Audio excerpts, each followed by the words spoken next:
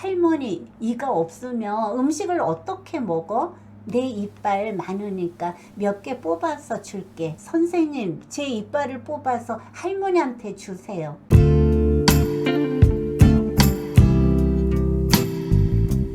안녕하세요.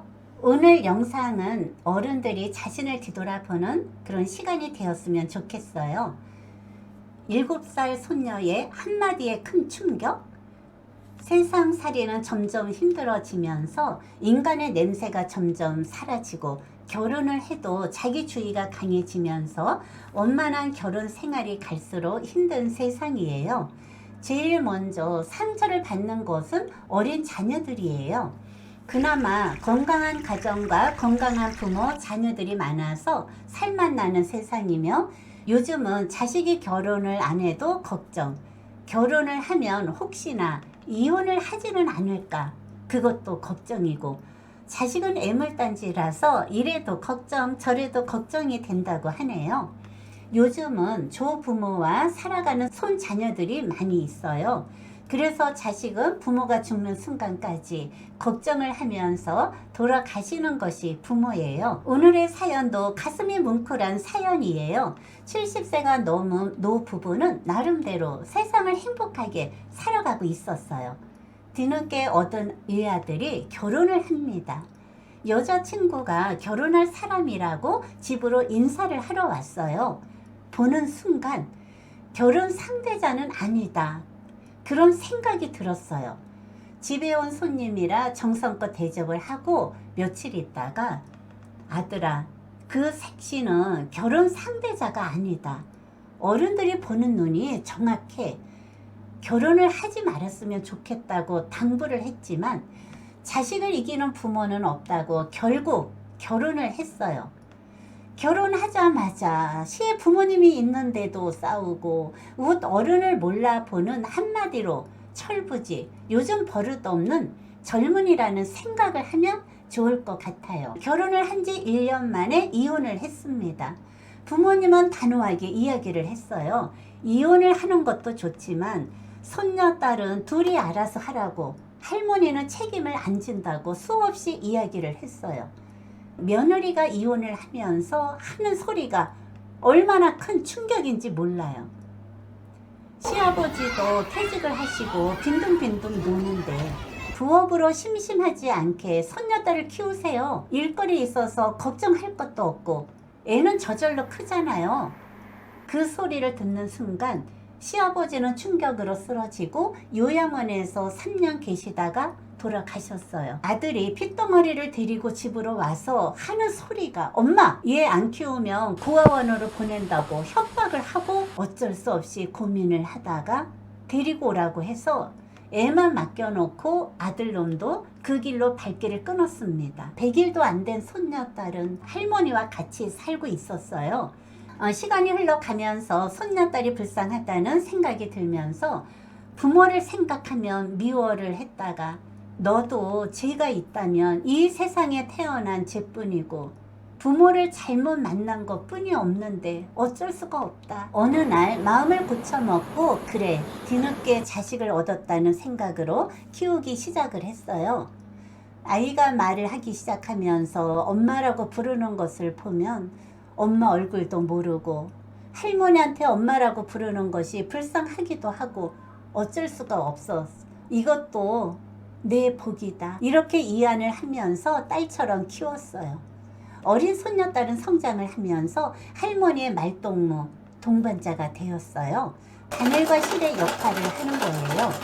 밤이면 방에 둘이 누워서 옛날 이야기를 들려주고 말동무가 되어서 동반자 같은 생각도 들고, 손녀딸은 할머니가 엄마로 생각을 하고 무럭무럭 잘 자라고 있었어요. 어느 날 유치원에서 있었던 일입니다. 친구랑 놀다가 이런 일이 있었어요. 친구가, 너네 엄마는 할머니다. 젊은 엄마 없어? 젊은 엄마가 뭐야? 그것도 모르냐? 너네 엄마는 할머니잖아. 어떤 애는, 너네 엄마 이혼해서 할머니 집에서 살지. 나도 우리 엄마 이혼해서 할머니네 집에서 살아. 그 소리를 듣고 집에 와서 물어보길래 나중에 더 큰 상처가 될 것 같아서 솔직히 이야기를 다 들려주었어요.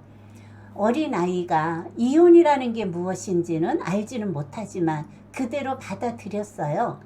돈이 없어서 치과를 못 가는 할머니입니다. 밤이면 온몸이 아파서 여기저기 파스와 진통제로 하루하루를 견디며 살아가고 있어요.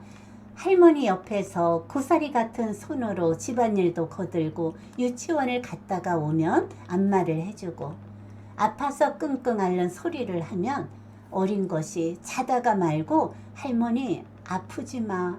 아프면 할머니 죽으면 나 혼자서 어떻게 살아. 할머니 오래 살아. 내가 말을 안 들어서 아픈 거야? 말 잘 들을게. 그럴 적마다 물과 진통제를 갖고 와서 아프지 말고 이 약 빨리 먹어. 위로를 해주는 손녀딸을 바라보면서 억장이 무너지면서 마음으로 운다고 합니다. 이가 아파서 치과를 갔습니다. 의사 선생님이 왜 이렇게 늦게 오셨어요? 큰일 났어요. 어떻게 하죠? 치아를 다 빼고 틀니를 해야 돼요. 아픈 것도 문제지만 돈이 걱정이 되어서 울고 있는데 할머니 아파도 참고 치료를 받아야 해. 아프면 내가 진통제 집에 가서 갖고 올까? 이를 다 뽑고 틀니를 해야 한다는 소리를 듣고 할머니 이가 없으면 음식을 어떻게 먹어?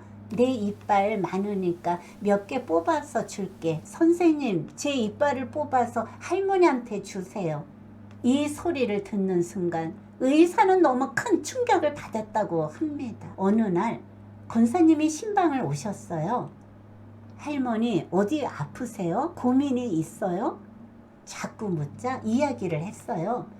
권사님이 이야기를 듣고 며칠 있다가 병원에 같이 가자고 해서 갔더니만 권사님이 틀니를 해주셨어요. 사정 이야기를 듣고 마지막으로 좋은 일을 하고 싶다면서 그동안 자식들이 준 용돈을 모아둔 것으로 틀니를 선물로 해주시고 손녀딸은 의사 선생님이 충치 치료를 해주셨어요.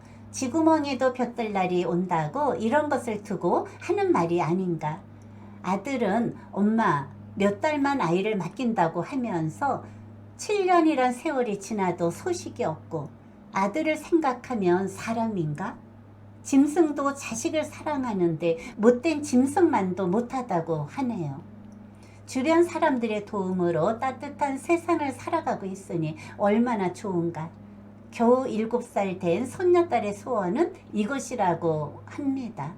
할머니가 100세까지 살고 할머니가 죽으면 혼자서 살면 밤에 도둑놈이 들어오면 무섭다고 하는 손녀딸. 이런 손녀딸을 위해서 건강하게 오래 살아야 하는데 걱정이라고 합니다. 동행이라는 프로그램을 가끔 보면 현대판 심청이들이 주변에 얼마나 많은지 몰라요. 특히 조부모님들과 살아가는 손자녀들의 모습을 보면서 어린 아이들이 성장을 해서 청소년 시기를 잘 보내고 아름다운 세상을 살아갔으면 좋겠다는 생각을 합니다.